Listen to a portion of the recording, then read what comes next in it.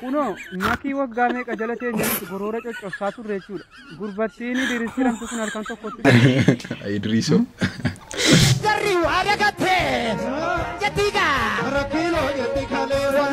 Gerar naan jettu meeqa ittareelure. Galgala sa'a jaha deemna jennee waliin murteeffannaa bilbiltee galgala sa'a jaha deemna Idriisiin dirqama arguu qabnaa naan jette.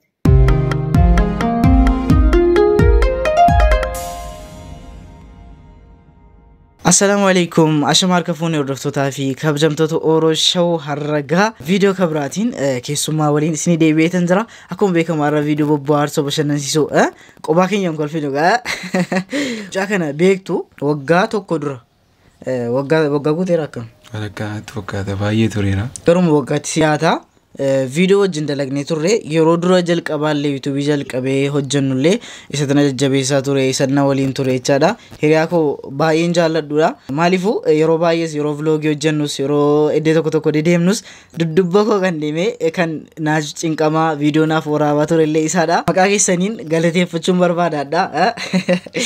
Maaliif gaarra video reaction isaa wajjin kolfina areenuu gara channel kanatti haaraa dhuftanii gaa dafaati subscribe godhaati maatii channel kana ta'an isiniin jira video kana sundi keessanuu like maqaa isaatiin meeme like meeqa like kuma tokkoof 500 asinitti baay'isu xiqqaadhuma like kuma tokkoof 500 akkuma argitan ndadhabdanu waa isin ndadhabdanu barina dhukuma arabi mucaasu tajedoo maan taatu maana kitaante qare maalo namseesi amma mootii sirmin kitaana nama pakitaana jedda ara tajeda amase dhukuma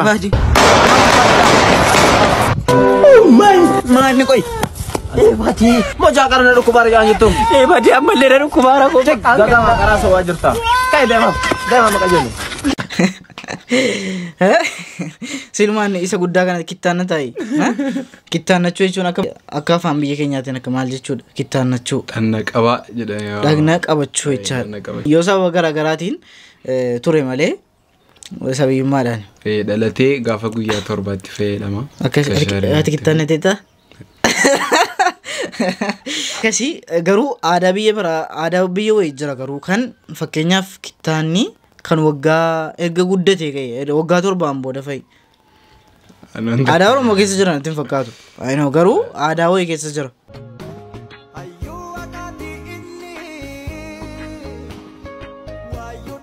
obboleeyyan kee haada morma kaatee hararra dhaabbatu yoo agarte itti dhiyaattee awwa maal taatan gabbuusi mee dhaabu mee gabbuusi micaan maal ta'ee haada morma kaata intaraansi qofe intaraansi jecha haada morma dhawaa qormaata akiraan kufne haa addunyaa kufte qorumsa bara kana biraanuun naggaatu osoo qormaate hin dabru baasmee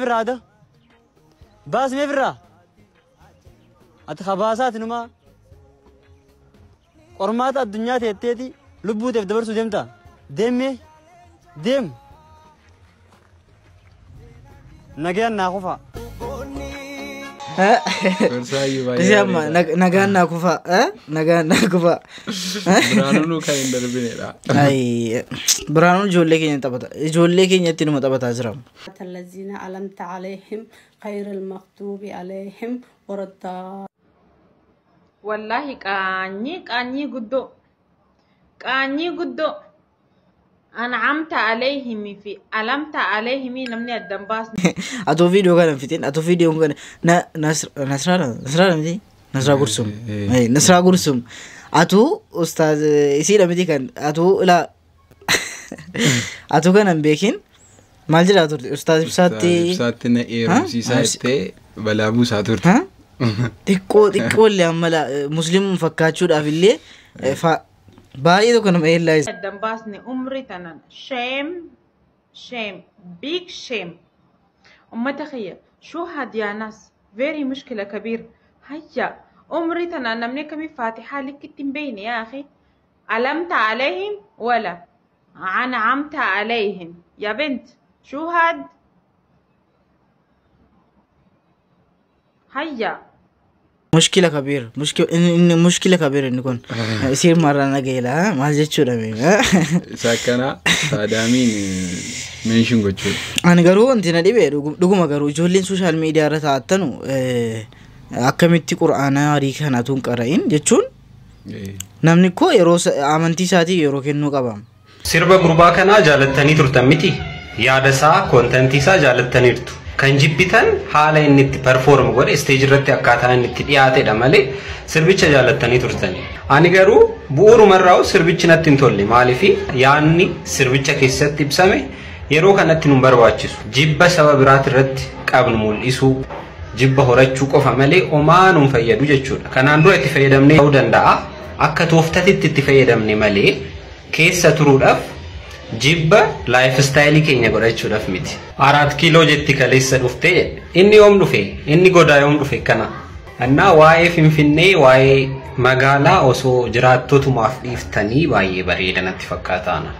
Mucaan kun asirratti waan balleessine garuu wanti asirratti isiniin jechuu barbaadu mee voice inni konsertii irratti dhiyeesse mee dhaggeeffannee walitti deebina.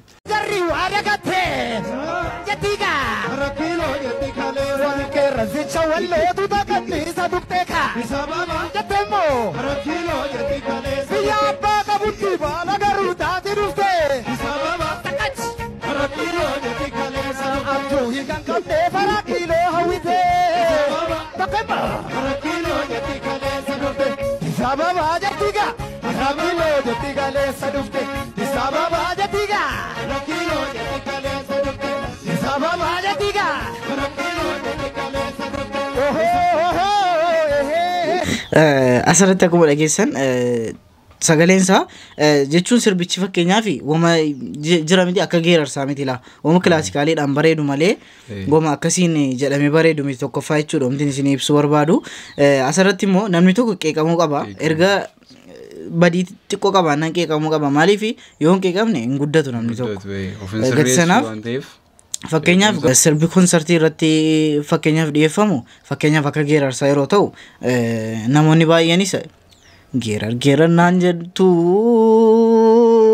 geerar naan jettu meeqa ittalee lure meeqa ittalee lure inni akkasii laa fakkeenyaaf namatti tola isinii galee konsertii akka ergaa isaa waan dhaggeeffannuuf sagalee duukaa erga kabajaan waamtanii erga ho'iftanii kaatanii immoo wal gadi buusuunis hin ta'u garuu badii walii walitti himuun bareedduudhaan jedha asirratti badaa atu irratti dubbatamuu dhiise bareedduudha. Jaalallee kee kana moo qarshii miliyoona 5 filatta?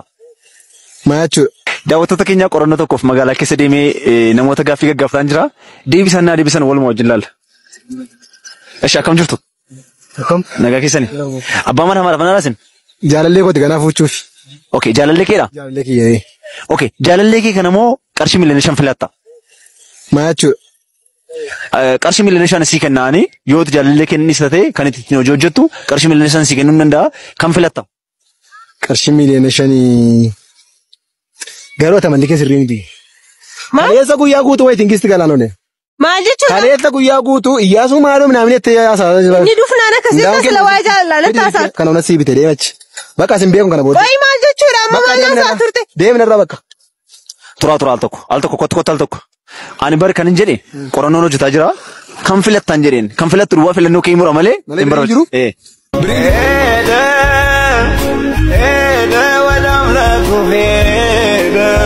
jarjartanii akkasila jarjartanii lamatti nabina amma la birrittis dhabe sittis dhabe yeroo baay'ee dhiironni tokko giteechii kee ergasii qabdanu bareedduu kan biraa wayii yoo isin irra dhufte ishee ergasii dhiiftanii ishee ergasii irra waa irra barbaadu ilaa hin jarjarina jechuun barbaada malee osoo nama biraa taatee waan kanan dubbadhu.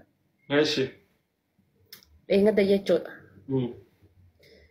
Ganama lafaa kaanee lafti ganamaa beeki ganama sa'aatii 7 galgala sa'aa 6 deemna jennee waliin murteeffannee naa bilbiltee galgala sa'aa 6 deemna Idriisiin dirqama arguu qabnaa naan jette. Jennaan aayaa okee bakka eega ta'eetiin jedhe bareeda galgala sa'aatii 6 deemna jedhee yeroo nan jedhuun halkan keessa naannoo sa'aatii akkanaa kana jedheen. Okee jettee addaan deemnee rafnee kaanee sa'aatii 9 naa dawwalte. Sagal ganama Nada kote nada fate rabbi di mam nang kasin. Manang kasin. Malin jedhen. Galgala masasa galimi. Yo hagam demna. Asi achi demu saato ko nugafata. Achi as demu saato yo hagam demna. Uff ya rabbi kiya tanagota. Ichirri bakana get. Makush malta di rabbi jedhiti jechuun galgala amma nu bira amma ganama sa'a sagali bar galgala sa'a sagali osoo hin taane ganama sa'a sagali addaasiin raftee waan sa'aatiin deeme seeti. Bakka achuma lammoo okee jennee galgalti si'a shanarra dabu andeemu ijoon turre beeti. Andeemu faatu deemuuf turre si'a shanarra dabalte. Si'a shanarra dabalte bakka gisee asii kaanee waliin deemnu Idris harka kudhaan 20 wayii dabalee jira. Isaan lachuu waan akkas muddamsiisu hin beeku. Ana bara qarmaan fuudhanii keessa nagalchitan malee an qulqulluudhaa bara. Qulqulluudhaa. Tapha gisee muuziqaa Oromoon kun baname an akkanumaa miira keessa gala lafaa uttaala malee an qulqulluudhaa bara. Wama fuudhanii atillee jaalfatiin onni akkasin lafaan rarraaftanii wallaalee bara.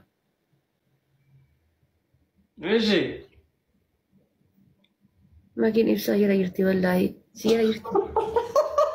Asirratti ofii siiti jaallatamtee amma makii jibbisuu Idriisitti affeereensi galee affeerraa qabula. Kanaafiyyi xiqqoo asirratti. Shamarraniif warqii jedhan nama maallaqa qabutu qabataa jedhan. Viidoon kan rabbiiti. Dubbittiin nu gaara. Kunoo makii waggaa meeqa jala teenyatti goroora coccobsaa turre jechuudha. Gurbattiin diriirsiramtu kun halkan tokkotti dhuftee abdee mana hidhaa jaalalaa galchitee miira keessa galchitee maraachite jechuudha. Wajjin shurru guddeedhaa bulti. Maammadoon Abu Mazara'aan kolkoloon inna subii silaa ka'u suuraa kana galabbaxatee irra taa'ee arrabsa. Gadi baay'ee kana dalagidha. Isa kana obboleessa yoo kun hin jirre shamarran Oromoo akka diinaatti ilaalti. Akka diinaatti. Mana kee ciifte yeroo hunda suuraa nama galabbaxee gola kee ciifte jechuu dhiisi gadi baay'ee dalagi. Kolkoloo. Wallahi. Ani daa guyyaa meeqa makitti kana miseenjera siinan qaba haadha si kaheetti dawwaluu laata jedhee ka'een. Qanii meeqa laphee koo keessaatti bitina jennaan. Wallahi amma dhiironni Oromoo nuti jaalalaan shamarran mana hidhaa galchuu hin dandeenye. Shida xaxnee nama mana hidhaa galchuu dandeenya malee. Kan biraa goota jaalalaati sabni biraa ammoo. Kunoo laala. Halkan tokkotti dhuftee waan waggaa meeqatti namni hojjechuu dhabe gootee bulte. Dhimma chaachuu abbo.